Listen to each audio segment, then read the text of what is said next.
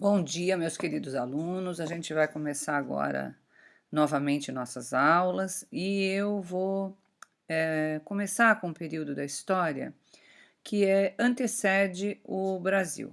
A bem da verdade, eu preciso desse período, porque esse é um período que vai possibilitar a gente compreender agora o que vai nos acontecer como história de Brasil daqui para frente.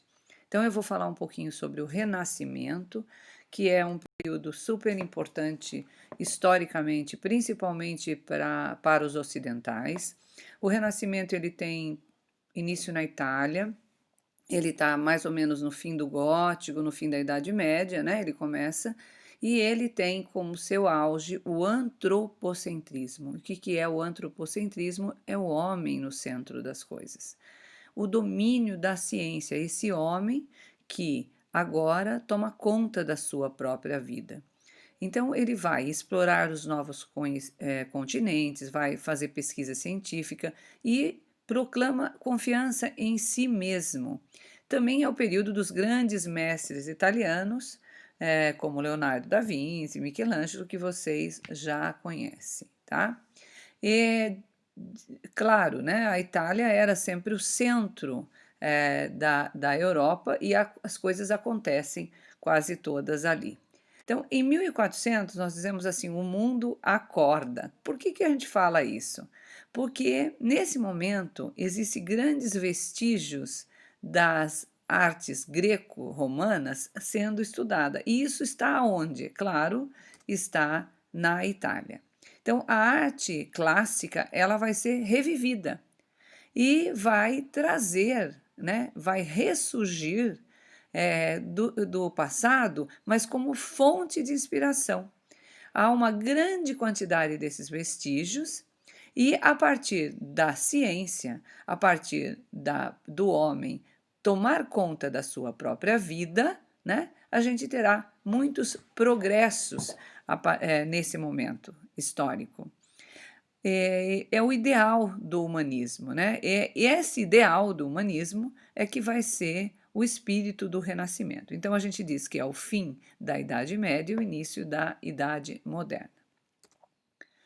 A gente tem agora prosperidade e riqueza nas grandes cidades italianas, né, por causa da burguesia. Quem são os burgueses? Os homens que não tinham título, mas que, por inteligência e trabalho, conseguem o dinheiro. Né? Esses burgueses tomarão conta do mundo daqui para frente. Então, o Renascimento ele acontece mais ou menos entre 1300 e 1650 e ele tem a ideia sempre da busca do racional. Na arte, para nós tem uma importância muito grande, porque é a partir desse momento que o artista assina a sua obra. E a obra deixa de ser simbólica, ela vai partir agora para um realismo, uma verossimilhança.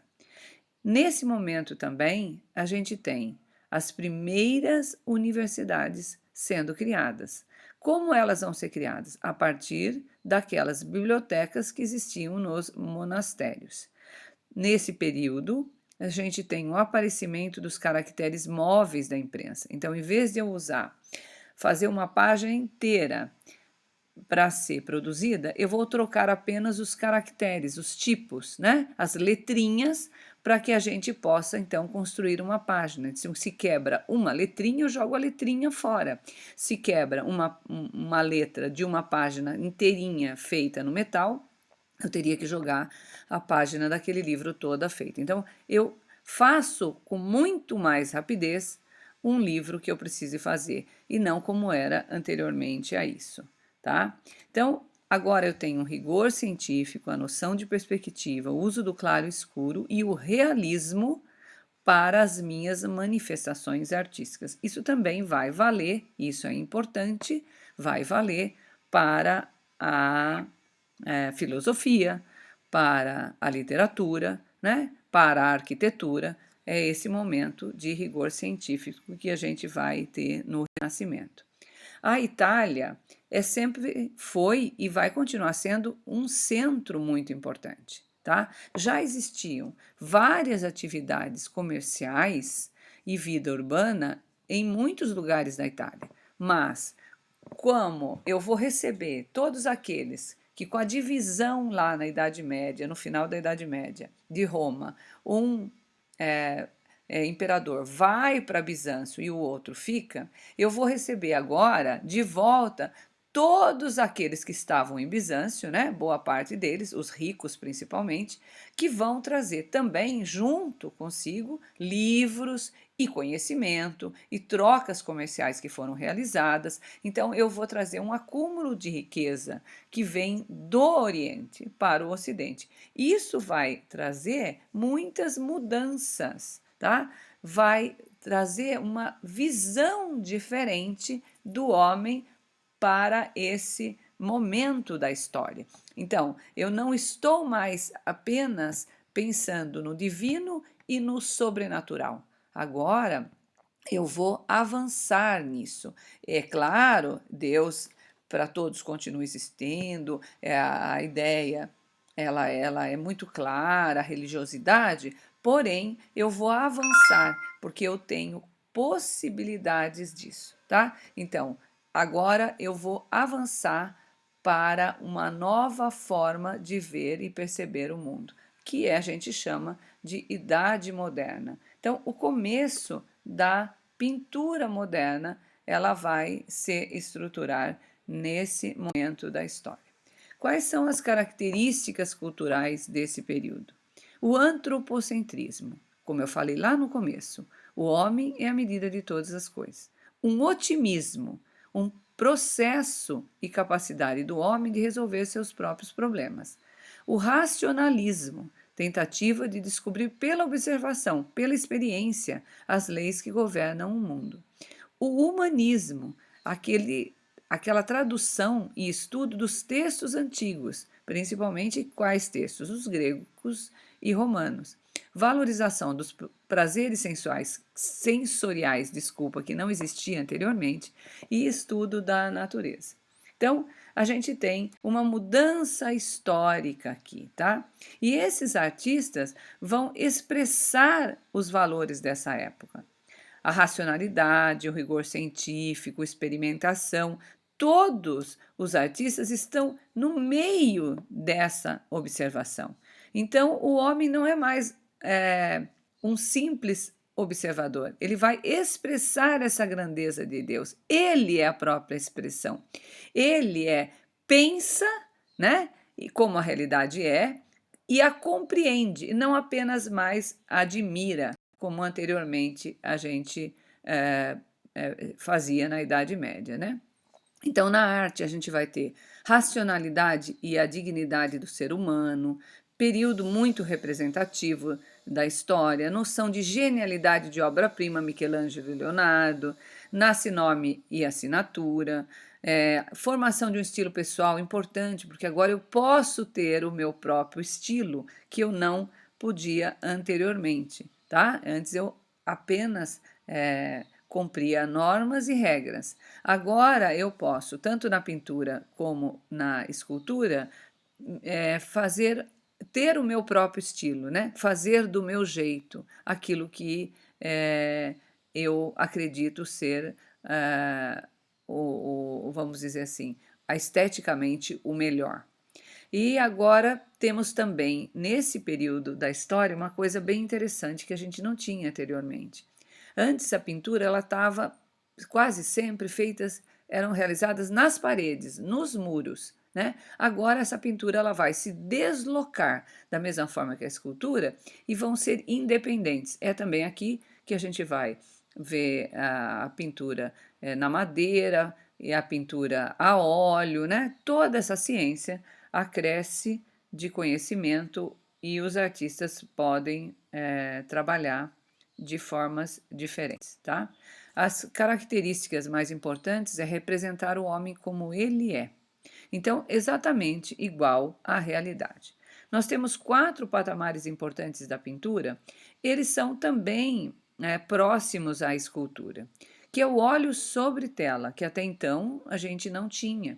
Lembrando que Leonardo vai fazer um teste, e por isso é a única obra do Leonardo que se encontra muito deteriorada, utilizando o óleo para fazer a pintura na parede, né? Nesse momento, o óleo vai ser descoberto e o que se usava para pintar a parede eram outros materiais. Esses materiais que fixam e até hoje, né, estão aí para serem vistos em vários lugares feitos naquela época, em 1200, 1100 ou até anteriormente.